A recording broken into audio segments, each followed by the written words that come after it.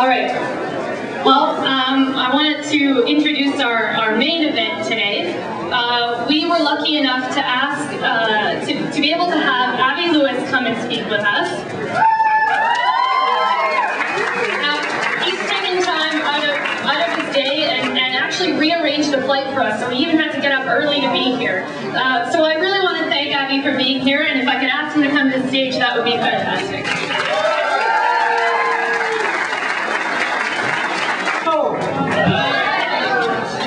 University of Alberta.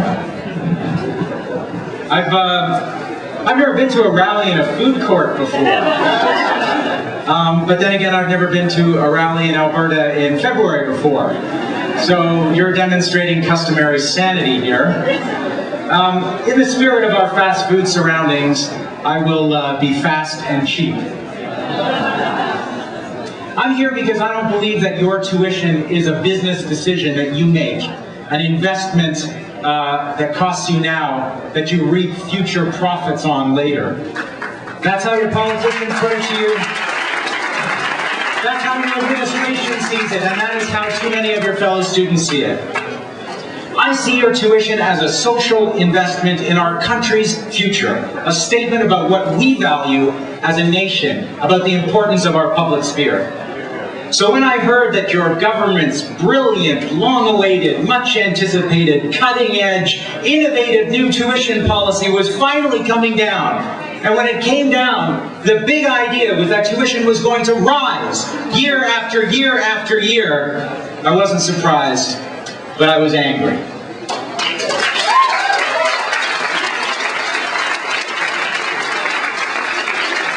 Let me ask you something.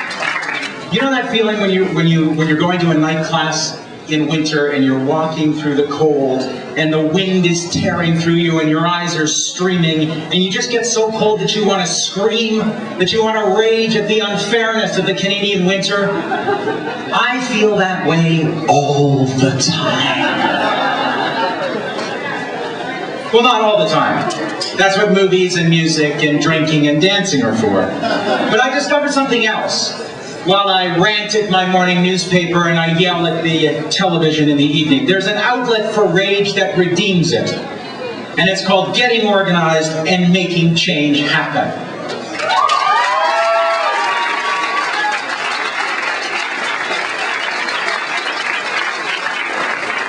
So don't you think it's time? Don't you think it's high time that we drop this polite Canadian shtick? And let's stop being so goddamn shy about getting angry. It's the only sane response in a world gone mad.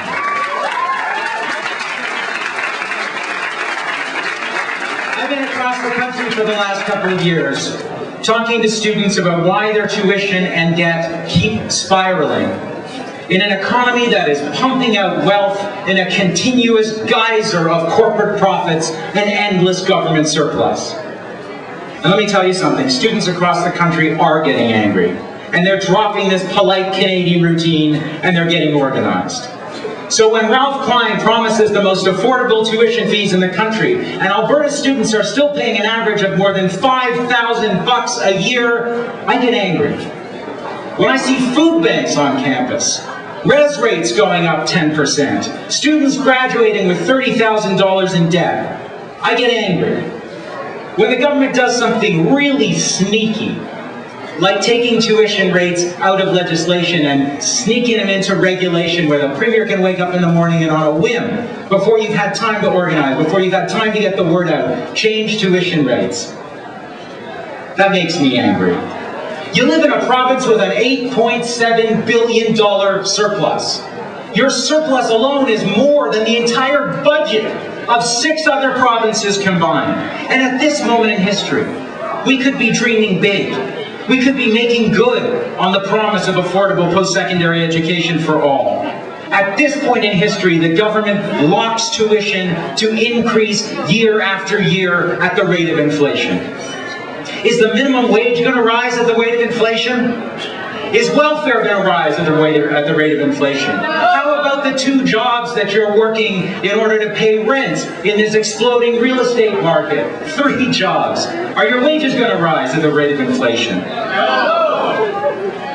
When I see that kind of hypocrisy and squandered opportunity, I actually get a little apoplectic.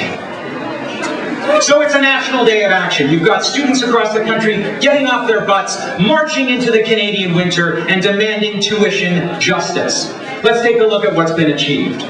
When tuition and debt tripled in the 1990s, well, corporate profits tripled at the same time. Students got angry and they got organized. Politeness did not work. Students fought like hell and they achieved tuition freezes from coast to coast. When Jean Charest in Quebec cut student aid, Quebec students got angry, and they got very organized. Strikes, marches, direct action. They released 103 white mice into the Premier's office, one for every $1 million in cuts. They won back the funding, and they got new money as well. When politicians in this province flirted with that ugly scam known as income contingent loan repayment, students got angry and got organized, and they worked behind the scenes in that case, and the government has taken it off the table. When our university was created, and our university was created by the first act of this province, that's the first thing that they did, was create this university. Its first president, Henry Marshall Tory, said that this university was for the uplifting of the whole people. The people demand that knowledge shall not be the concern of scholars alone. The uplifting of the whole people shall be its final goal. And that's what we call on the province to do today, to return this university to the whole people and allow all Albertans into this university. Thank you.